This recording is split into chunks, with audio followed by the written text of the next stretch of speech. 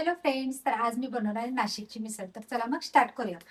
सगळ्यात पहिला मी ते गॅस ऑन केलेला आहे. घेऊ आपल्याला जितकं ऑइली पाहिजे तितकं. त्यानंतर कांदा,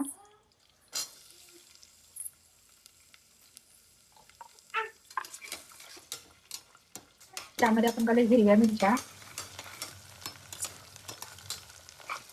मस्त असा गोल्डन कलरचा कांदा होईपर्यंत भाजायचा आहे. आपल्याला हवा असेल तर त्यात तुम्ही जिरं टाकू शकता, पण मी मसाल्यामध्ये जिरं टाकणार आहे. कांदा आता भाजून झालेला आहे. इथे मी 1 बाउल मटकी घालणार आहे. मटकी ते स्वच्छ धुतलेली मटकी मी घातलेली आहे. तेलामध्ये मस्त परतवा.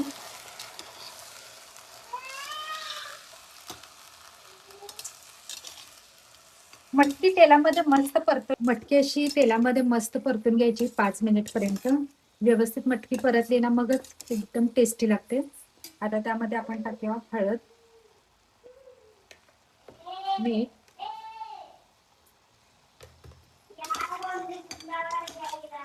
सगळे एकजीव करून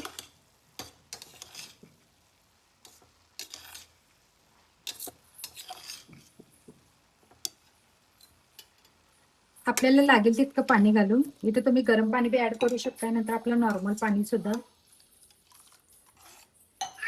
आता आपण 2 शिट्ट्या काढून घेऊया मीडियम हीटवर.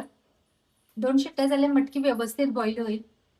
मसाल्यासाठी आपल्याला लागणारे सगळे भाजलेले सामान. इथे 2 चम्मच जिरं भाजलेले, 2 चम्मच तीळ, लसूण सुद्धा मी भाजून घेतलेला आहे. वाळलेलं खोबरं आहे ते पण भाजून, 3 कांदा घेतलेला आहे भाजून आणि 1 टोमॅटो भाजून घेतलेला आहे. आता हे सगळं मिक्सरमध्ये बारीक करूया. मटकी आता मस्त बॉईल झालेली आहे, तुम्ही पाहू शकता.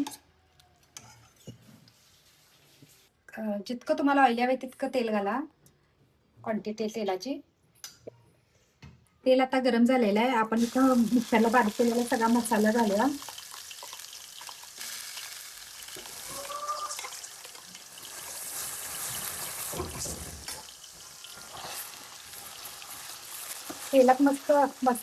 तेलात मस्तपैकी मसाला भाजून घ्या. तुम्हाला हवा असलं तर तुम्ही तेल अजून ऍड करू शकताय.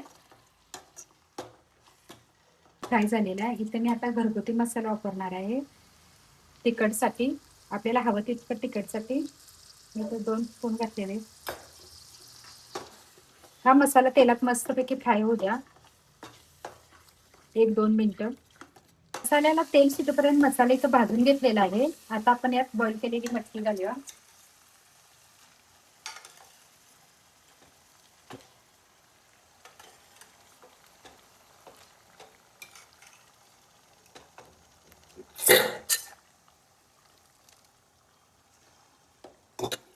मसाल्यात व्यवस्थित परतून घेऊया.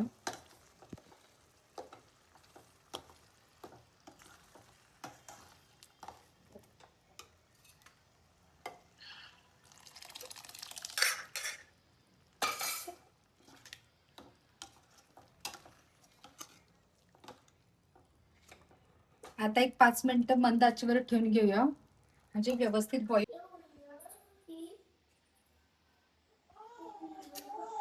नाशिकची मिसळ अगदी 15 मिनिटांमध्ये घरच्या घरी रेडी. तुम्ही पण करून पहा नक्की. थँक्यू.